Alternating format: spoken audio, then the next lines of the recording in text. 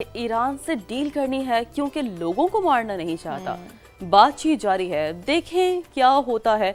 अमरीकी सदर आबना हुर्मस खुलने के लिए काफ़ी ज़्यादा पुरुम्मीद हैं। कहा कि आबी गुजरगाह खुलना पहला मरहला है और दूसरे मरहले में जौहरी मामले पर बात होगी, क्योंकि जाहिर सी बात है ये दोनों ही वो इम्पॉर्टेंट पॉइंटर्स थे जो हमेशा हमने देखे हैं कि चाहे डील होने की बात हो या डील ब्रेक होने की बात हो, नेगोशिएशंस की बात हो या डिबेट की बात हो, ये दो पॉइंटर्स ही बड़े अहमियत के हामिल रहे हैं। अगर ईरान पीछे हटा तो सख्त कार्रवाई करेंगे। और फॉक्स न्यूज़ इंटरव्यू में सदर ट्रंप ने कहा कि ईरान ने निहायत शाइस्तगी से कहा है कि बराह करम क्या हम बात कर सकते हैं। ये कह रहे हैं अमेरिकी सदर डोनाल्ड ट्रंप। मैंने कहा हाँ हम बात कर सकते हैं, आइए अब इसे मुकम्मल कर लेते हैं और अंजाम तक पहुंचाते हैं। तो अमेरिकी सदर, that's how he actually coated, right? Because Trump has to be Trump, right? कि जी उन्होंने मुझसे ऐसा कहा एंड आई वांट कि हाँ ठीक है, व्हाई नॉट। तो अच्छा, बिल्कुल ऐसे फॉक्स न्यूज़ का इंटरव्यू हुआ है। अच्छा जी, इसके अलावा ईरान से मुतल्लिक तमाम ज़राए इस्तेमाल करेंगे।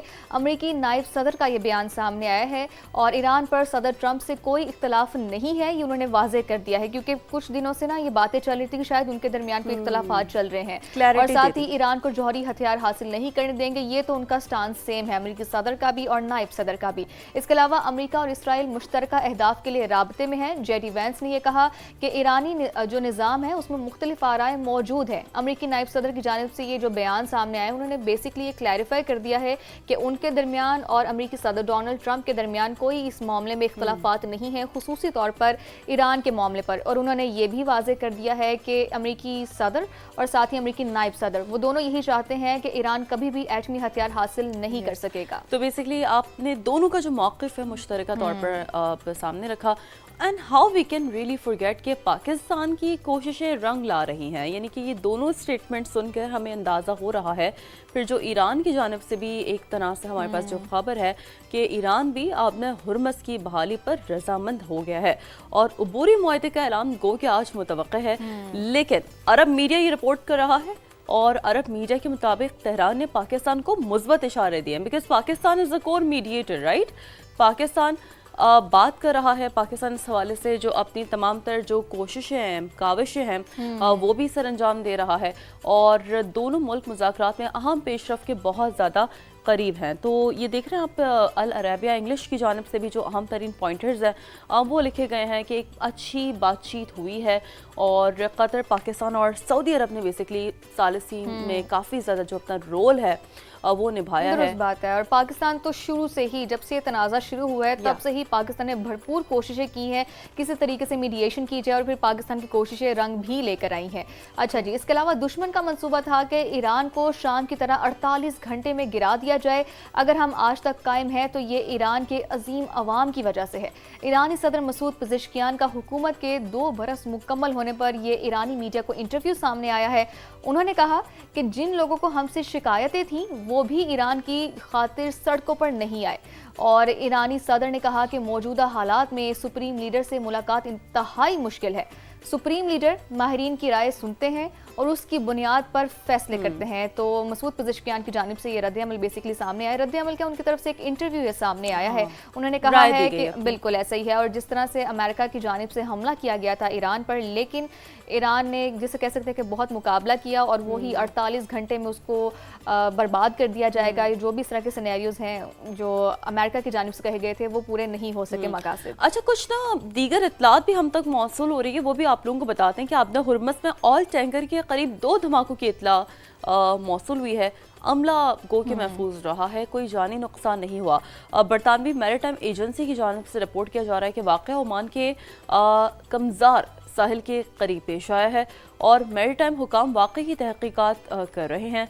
बरतानवी मैरीटाइम एजेंसी की जानिब से ये भी कहा गया कि बहरी जहाज़ों को एहतियाती तदाबीर इख्तियार करने की भी हिदायत दी गई है। तो ये एक रीसेंट अपडेट है। इस हवाले से मज़ीद जो भी खबर सामने आएगी कि आया कि ये जो धमाके के हवाले से सिनेरियो है, जो डिटेल्स हैं वो जैसे जैसे अनफोल्ड होगी, जैसे जैसे हमें इस हवाले से मज़ीद इंटरनेशनल मीडिया रिपोर्ट करेगा तो हम आप लोगों को बताएंगे। लेकिन एक बार फिर ज़रा आप लोगों को बताते हैं कि आबना हुर्मस में ऑयल टैंकर के करीब 2 धमाकों की इत्तला मिली है, जबकि अमला महफूज रहा है और कोई जानी नुकसान नहीं نہیں ہوا ہے، یہ رپورٹ کیا جا رہا ہے برطانوی میریٹائم ایجنسی کی جانب اور اس کے علاوہ واقعہ عمان کے کمزار ساحل کے قریب پیش آیا ہے اور میریٹائم حکام واقعے کی تحقیقات بھی جاری ہے، برطانوی میریٹائم کی جانب سے یہ بتایا گیا ہے، اور ساتھ ہی بحری جہازوں کو احتیاطی تدابیر اختیار کرنے کی ہدایات بھی کی گئی ہیں۔ بریگیڈیئر ریٹائرڈ وقار حسن صاحب بھی ہمیں جوائن کر چکے ہیں، انہیں بھی شامل گفتگو کرتے ہیں۔ وقار صاحب ویری گڈ مارننگ، اور خبر وہی انداز میں کے لیے آپ نے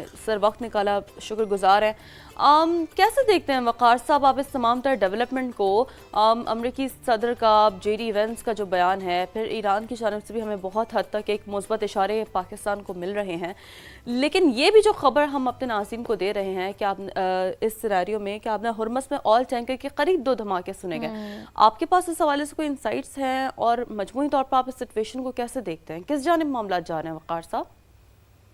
جی thank you very much for inviting. بسم اللہ الرحمن الرحیم.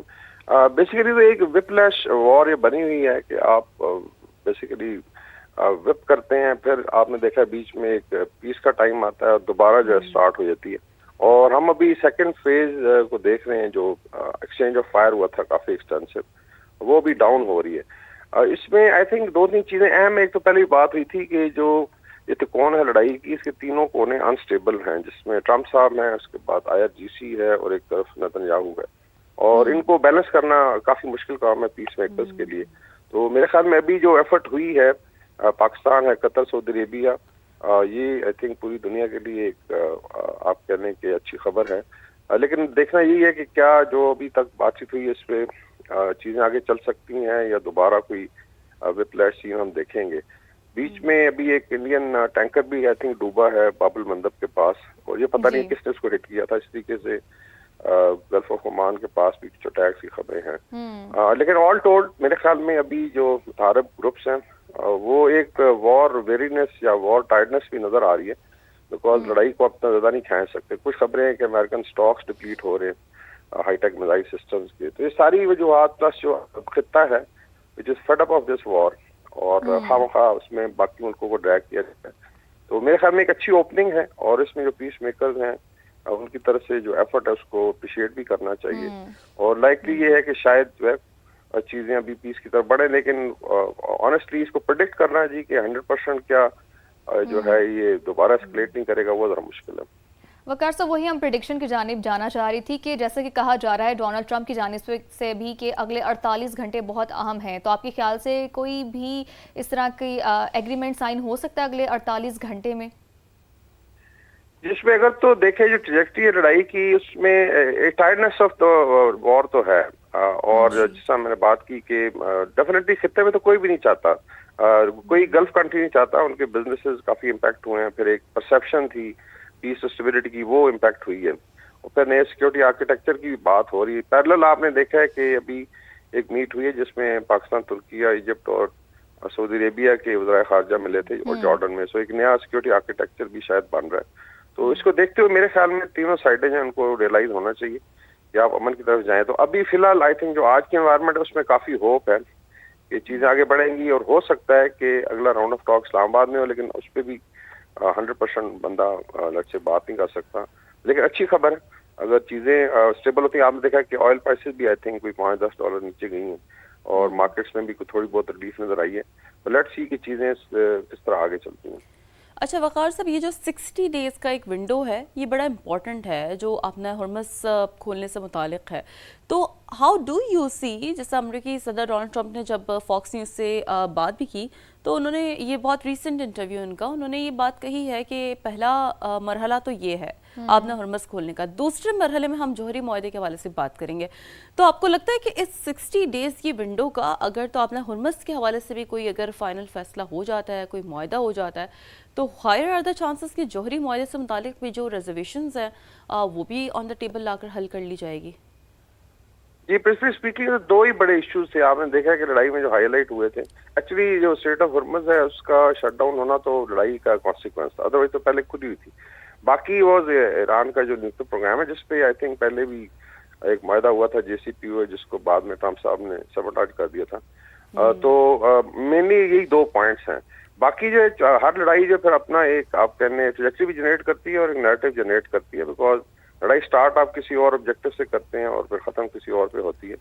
تو اگر پچھلے 3-4 مہینے کا جائزہ لیا جائے تو میرے خیال میں ابھی ٹائم ہے, واقعی 60 ڈیز کی ونڈو بڑی امپورٹنٹ ہے کہ اس کو ایکسپلائٹ کرتے ہوئے آپ جو ہے پیس کی طرف جائیں اور کوئی نہ کوئی کمپرومائز کریں. اس میں آئی تھنک تینوں سائڈوں کو کمپرومائز کرنا پڑے گا.